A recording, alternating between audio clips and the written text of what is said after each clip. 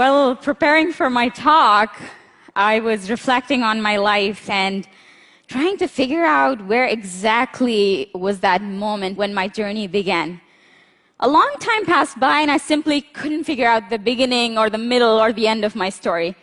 I always used to think that my beginning was one afternoon in my community when my mother had told me that I had escaped 3 arranged marriages by the time I was 2. Or one evening when electricity had failed for 8 hours in our community and my dad sat surrounded by all of us, telling us stories of when he was a little kid struggling to go to school, while his father, who was a farmer, wanted him to work in the fields with him. Or that dark night when I was 16, when 3 little kids have come to me and they whispered in my ear that my friend was murdered in something called the honor killings. But then I realized that as much as I know that these moments have contributed on my journey, they have influenced my journey, but they have not been the beginning of it. But the true beginning of my journey was in front of a mud house in Upper Sindh of Pakistan, where my father held the hand of my 14-year-old mother, and they decided to walk out of the village to go to a town where they can send their kids to school. In a way, I feel like my life is kind of a result of some wise choices and decisions they've made. And just like that, another of their decisions was to keep me and my siblings connected to our roots. While we were living in a community I fondly remember is called Gharibabad, which means community of the poor. My dad made sure that we also have a house in our rural homeland. I come from an indigenous tribe in mountains of Balochistan called Bravi. Bravi or Brohi means mountain dweller, and it is also my language. Thanks to my father's very strict rules about connecting to our customs, I had to live a beautiful life of songs, cultures, traditions, stories, mountains, and a lot of sheep. But then, living in 2 extremes between the traditions of my culture, of my village, and then education, modern education in my school wasn't easy. I was aware that I was the only girl who got to have such freedom, and I was guilty of it. While going to school in Karachi and Hyderabad, a lot of my cousins and childhood friends were getting married off, some to older men, some in exchange, some even as second wives. I got to see the beautiful tradition and its magic fade in front of me when I saw that the birth of a girl child was celebrated with sadness, when women were told to have patience as their main virtue. Up until I was 16, I healed my sadness by crying, mostly at nights when everyone would sleep and I would sob in my pillow. But until that one night when I found out my friends killed in the name of honor.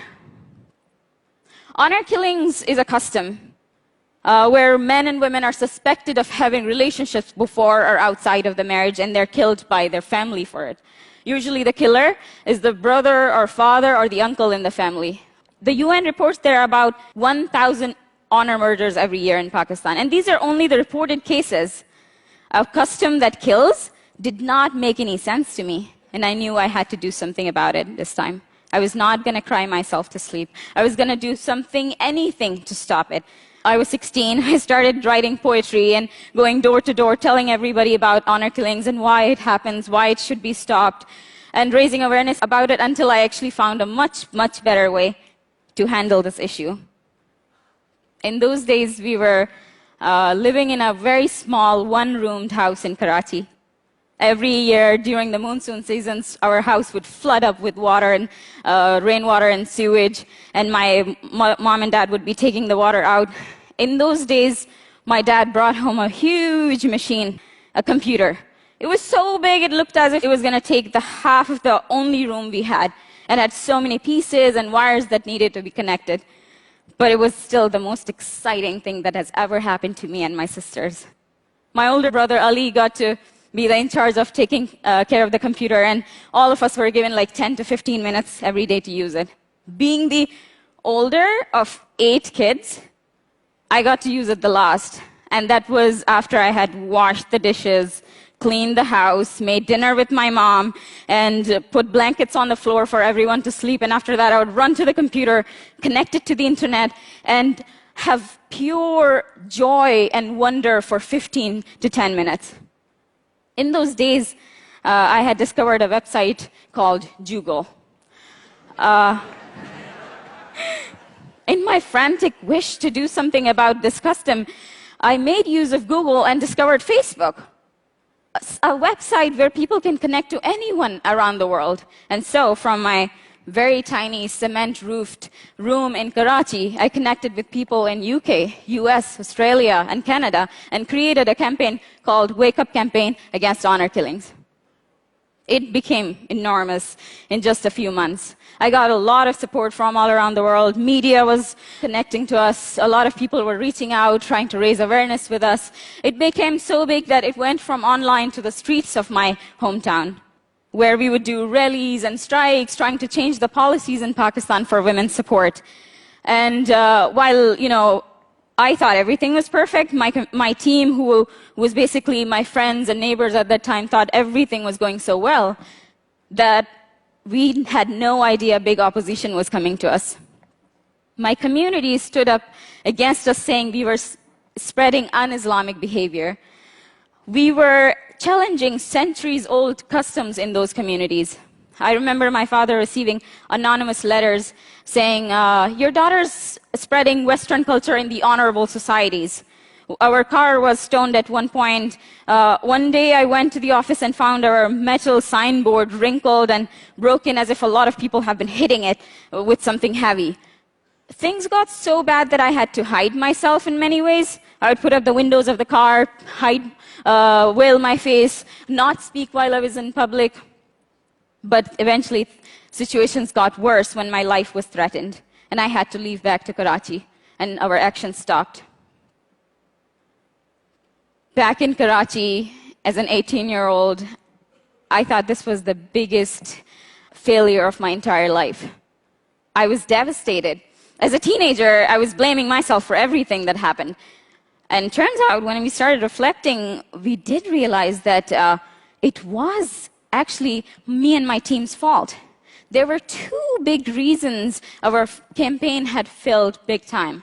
One of those, the first reason, is we were standing against core values of people.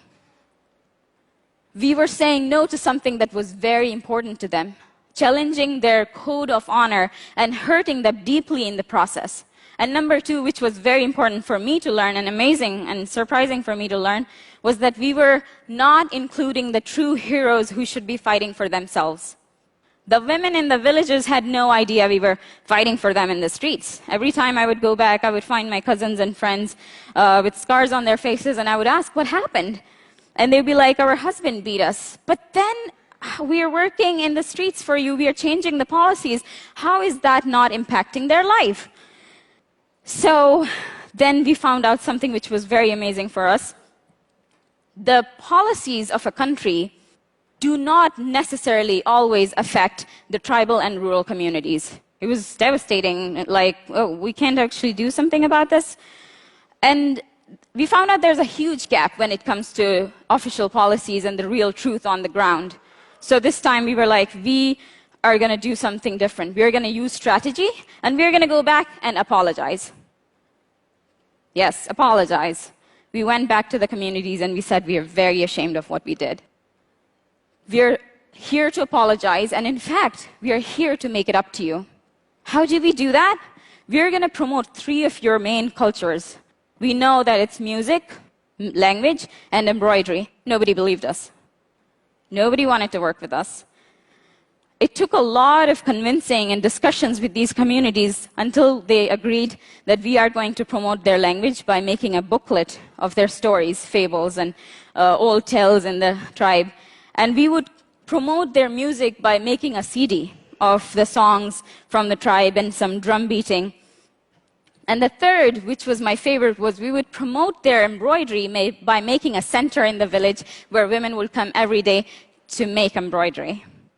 And so it began. We worked with the one village, and we started our first center. It was a beautiful day. We started the center. Women were coming to make embroidery and going through a life-changing process of education, learning about their rights, what Islam says about their rights, enterprise development, how they can create money, and then how they can create money from money, how they can fight the customs that have been destroying their lives from so many centuries. Because in Islam, in reality, women are